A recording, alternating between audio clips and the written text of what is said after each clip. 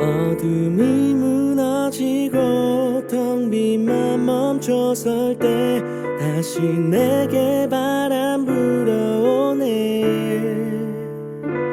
나는 주와 걷겠네. 주 내 맘에 계시니 날마다 빛으로 걸어가네.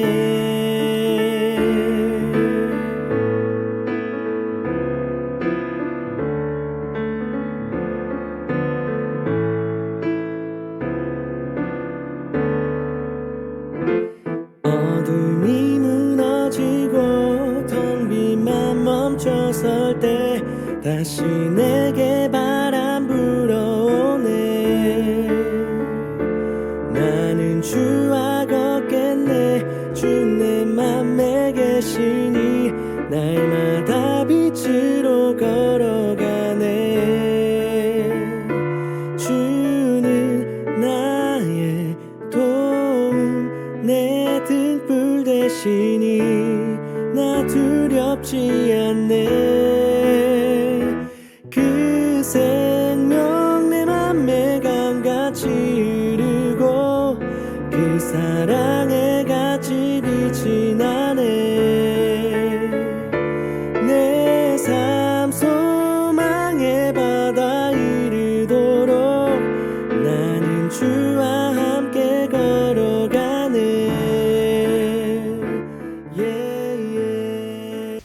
예, 여러분 반갑습니다. 2025년 1월 3일 금요일입니다.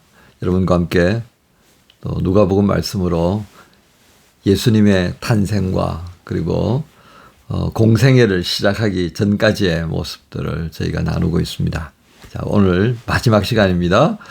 예, 다음 주부터는 저희가 새해맞이 특별 아침 기도로 교회에서 모입니다. 그래서 한 주간 동안 방송은 못하게 되었음을 여러분 또 이해하시기 바랍니다. 오늘 말씀 누가복음 2장 40절부터 52절까지입니다. 2장 40절부터 52절까지 제가 여러분과 함께 합니다.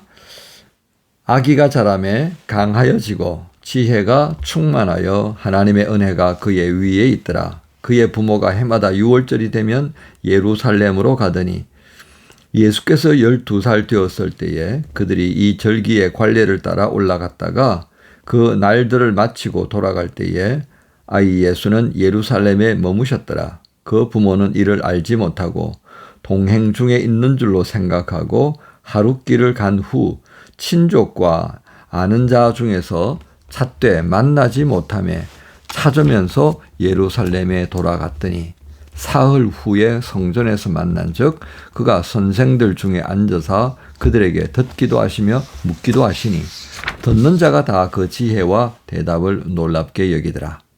그의 부모가 보고 놀라며 그의 어머니는 이르되 아이야 어찌하여 우리에게 이렇게 하였느냐. 보라 네 아버지와 내가 근심하여 너를 찾았노라. 예수께서 이르시되 어찌하여 나를 찾으셨나이까. 내가 내 아버지 집에 있어야 될 줄을 알지 못하셨나이까 하시니 그 부모가 그가 하신 말씀을 깨닫지 못하더라. 예수께서 함께 내려가사 나사렛에 이르러 순종하여 받드시더라. 그 어머니는 이 모든 말을 마음에 두니라. 예수는 지혜와 키가 자라가며 하나님과 사람에게 더욱 사랑스러워 가시더라. 아멘. 오늘 말씀 제목은 예수님도 성장하는 시간이 있었다. 이제 이렇게 하겠습니다. 예수님도 성장하는 시간이 있었다. 오늘 우리가 52절까지 읽었는데요. 누가복음 3장부터는 이제 예수님께서 공생애를 시작하시는 세례 요한을 만나고 세례를 받고 그러면서 공생애를 시작합니다. 그러니까 우리가 읽었던 이 40절부터의 말씀은요. 예수님의 어린 시절에 관한 부분입니다. 그러니까 예수님께서 오늘 갑자기 퐁 하고 이렇게 뛰어나온 것이 아니라 예수님도 어떻게 해요? 어린아이 시절. 그러니까 아기, 유아, 그 다음에 유년, 그 다음에 청소년, 이런 시절 다 겪으셨다. 그 말씀을 오늘 우리가 염두에 두면서 본문의 말씀을 읽어보면 좋겠습니다. 자, 40절과 52절을 보면요. 예수님의 성장하는 모습을 아주 압축적으로 이렇게 정리합니다. 그러니까 그렇게 정리하면 자라면서 강하여지고 충만하여졌고 지혜와 키가 자라가며 하나님과 사람에게 더욱 사랑스러워 가셨다. 사랑스러운 모습으로 늘 그렇게 성장하셨다. 이 얘기를 누가가 요약해서 전해줍니다. 자, 그러면서 이 40절과 52절 사이에 하나의 에피소드가 들어가요. 그게 뭐냐면 예수님께서 12살 때에 있었던 일입니다. 자, 이때가 언제냐? 6월절이었다는 거죠. 이스라엘 사람들은 이제 어느 정도 나이가 되면, 1년에 3번, 부모님과 함께 성전 예배를 드리러 제사를 이제 드리는 거죠. 그 중에 하나가 바로 6월절이었다. 이렇게 보시면 되겠습니다. 자, 이 6월절, 그리고 오순절, 초막절 이 세 가지가 되는데요. 이 6월절 날에 이제 올라간 겁니다. 근데 오늘 본문의 내용을 보면요. 그냥 예수님하고 마리아와 요셉, 이 세 사람만 뿅 올라간 게 아니다. 그죠? 예. 보세요. 44절에 보면 동행하는 이들이 있었다는 걸 봅니다. 근데 그 동행하는 이들이 누구였냐면, 친족과 아는 자 중에서 찾았는데 못 찾았다. 그 말씀을 하시면서 누가는 이들의 일행이 개별 가정으로 올라갔던 것이 아니라 나사렛 지역에 살던 그들과 함께 또 아는 친지들이 같이 모아서 이렇게 올라갔다. 이렇게 정리할 수가 있겠습니다. 자, 그런데 이들 가운데는 예수님의 나이에 또 부합되어지는 그런 조카들이 있었지 않겠습니까? 요셉의 조카들, 그죠? 또 이웃 동네에 그런 연령대의 소년들이 함께 있었을 거라는 거죠. 그 중에서 이제 형 정도 되어지는 아이가 거느리면서 아버지, 어머니의 뒤를 이제 따라가면서 예루살렘에서 돌아갔을 거라는 얘기죠. 근데 그렇게 믿는 겁니다. 야, 잘들, 동생들 잘 챙겨와. 그러면, 네, 뭐 이렇게 하는 거죠. 그런데 하루길을 좀 가고 난 다음에 아마 잠잘 때가 되지 않았나 싶습니다. 돌아보니까 없는 거예요. 이거 어떻게 된 거지? 야, 못 봤어 따지다 보니까 아무도 못 본 거예요.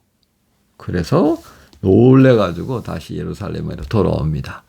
근데 오늘 여기 46절에 보세요. 사흘 후에 그랬습니다. 예루살렘으로 출발해서 나사렛으로 가는 하루길을 갔다가 다시 돌아와서 사흘 동안 뒤졌는데 어떻게 제대로 못 만난 겁니다. 그러다가 누군가가 성전에 한 소년이 그 율법 학자들하고 얘기하는 걸 봤는데 아닌가? 긴가? 그러면서 이제 올라간 거죠. 근데 진짜 그 율법 학자들, 그 소위 말하는 바리새인들입니다. 그들과 이제 문답을 하고 뭐 이렇게 앉아 계시는 거예요, 지금. 자, 그런데 오늘 누가는 그 장면을 보고 뭐라고 그럽니까? 듣는 자가 다 그 지혜와 대답을 놀랍게 여기더라. 12살 소년입니다. 12살 소년 정도 되었다면 조금 빠르다고 하면요. 이 시점에 12살, 14살 이제 그 사이에 성인식을 하게 돼요. 보통 14살에 합니다. 그때 이제 성인식이 할 때 조건이 있어요. 두루마리 성경을 하나 쫙 펼쳐 들고요. 한두 절을 쫙 읽고 난 다음에 이제 그것에 대해서 소위 말하는 풀어서 설명하는 거예요. 이게 무슨 말씀인지 쫙. 이제 거기에는 여러 가지가 있습니다. 히브리어를 잘 영통하게 할 줄 아는구나. 그 다음에 이게 지금 어떤 내용인가를 얘가 읽어낸 독해력이 있구나. 세 번째, 이 읽었던 내용이 우리가 믿는 신앙의 관점에서 어떤 의미가 있는지를 제대로 설명하면 그래 이제 너는 성인이다 이렇게 되는 거예요.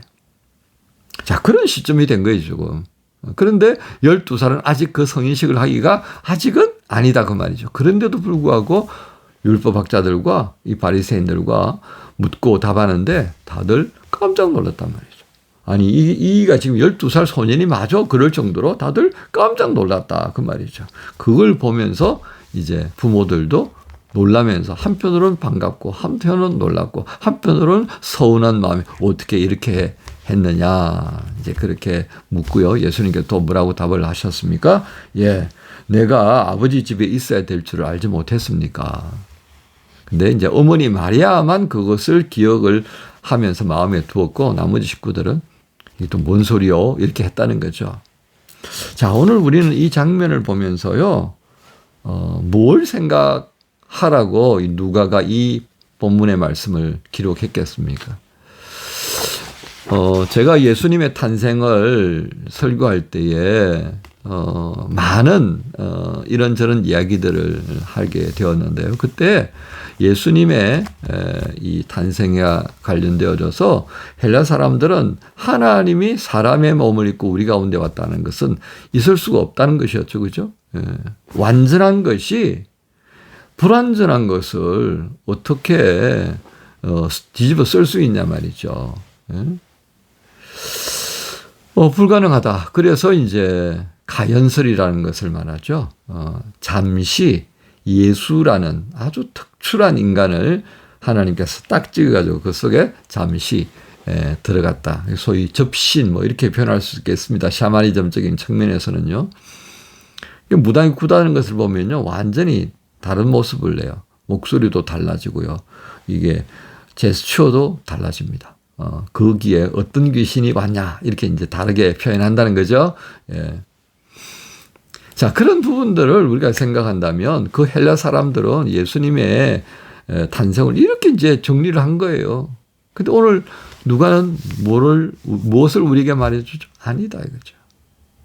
철저하게 사람이 되셨던 하나님, 그 속에 신성이 계셨다. 그러니까 이 12살 소년이면서도 불구하고 율법학자들과 능히 묻고 답할 수 있을 만큼의 지혜가 있었다라고 하는 것을 우리에게 보여줍니다. 그러면서 40절과 52절의 공통점은 뭐예요? 예. 자라가며라고 그랬습니다. 아기가 자라가며라고 40절에 했고요. 52절에 지혜와 키가 자라가며 이렇게 했습니다. 이게 뭐예요? 성장하셨다 이거예요.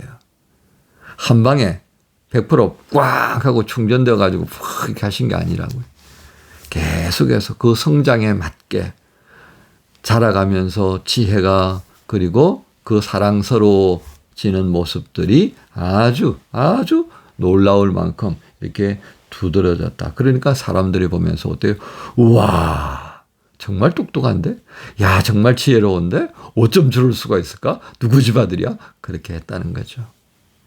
우리는 이 모습을 보면서요. 예수님도 성장하는 시간이 있어야 했구나. 왜? 사람으로 오셨으니까요. 그러면서 3장에 들어와서 이제 공생애의 아주 33세 아주 장성한 모습의 그런 젊은이로서의 모습. 아주 성장하고 성숙되어진 모습으로 예수님이 이제 자리매김되어졌더라는 겁니다. 우리는 이 말씀에서 누가의 의도를 알게 되어집니다. 그렇습니다.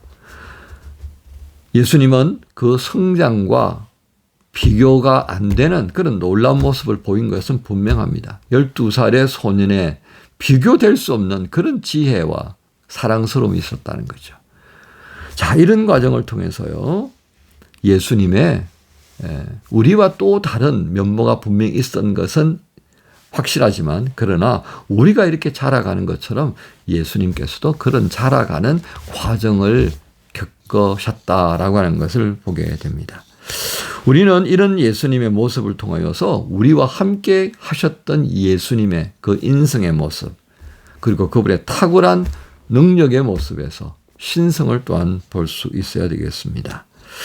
우리는 예수님의 공생의 기간을 통하여서 예수님께서 갑자기 그냥 히어로처럼 영웅처럼 그렇게 등장하는 것이 아니다라고 하는 것을 누가는 보여줍니다. 그분도 우리와 똑같이 성장의 과정을 그렇게 다 밟으셨습니다. 이 말씀은요. 오늘 우리가 이 시대를 살아가면서 우리가 자라가야 할 때 제대로 자라가야 한다는 것을 또 생각해 볼 수 있겠습니다. 자라가야 할 때 제대로 자라지 못하면요. 이게 성장 결핍 현상이 분명히 생길 수밖에 없습니다. 이 성장 발달 과정이 반드시 있어야 된다라고 하는 것. 그것을 통해서 우리는 지금 한 가지만 기억합시다. 나는 지금 자라야 하는 시간에 와 있구나. 그렇죠? 우리 유학생들, 청년들이잖아요. 그죠? 자라는 시점에 있습니다. 또 가정을 가지고 있는 40대, 50대들은요. 그 과정에 맞게 자라야 합니다. 아버지로서의 자람이 있어야 됩니다. 한 사회에 어떤 어른으로서의 자라감이 필요합니다. 저도 60대로 자라감이 필요한 거예요. 60대가 되면서 늘 50대와 40대 같은 그런 생각으로 살면 되겠습니까? 나이가 못한다는 얘기 할 수밖에 없습니다. 자라가야 합니다. 그 역할에 맞게. 자라갔던 예수님의 모습처럼 우리도 자라가야 합니다. 2025년 이제 3일째 맞는 아침입니다. 이 25년에 주님께서 우리를 향한 기대에 합당한 모습으로 자라는 그런 한 해가 되기를 소망하면서 이 3일째 아침을 시작하십시다. 그런 마음으로 우리가 주님을 바라보고 또 이 사회를 바라보면 우리의 할 일이 어떤 것인지, 나의 성장과 성숙이 또 어떤 부분에 필요한지 헤아려 볼 수 있지 않을까요? 한국 사회가 굉장히 요동칩니다. 안타까운 면을 보면서요. 잘하지 못한 이들이 그 자리에 서게 됐을 때 어떤 결과가 있는가를 우리가 또 한번 배우게 된 것입니다. 잘합시다. 2025년 주님이 기대하시는 바를 감당해낼 수 있는 자라감이 있기를 기도하면서 오늘 하루를 시작하십시다. 여러분 모두를 우리 주님 예수님의 이름으로 축복합니다. 주님 감사합니다. 예수님의 성장하시는 모습 보여주셨습니다. 예수님이 감당하시기 가장 합당한 모습으로 자람이 있었고 지혜가 자랐던 것을 보게 됩니다. 하나님, 오늘 이 시대에 필요한 그리고 우리 각자가 있어야 할 그 자리에 감당될 수 있는 모습으로 자라감을 구합니다. 오늘도 그 자라감을 위한 세 번째 날 25년을 위해 저희에게 필요한 자라감의 은혜를 주옵소서. 예수님의 이름으로 기도합니다. 아멘.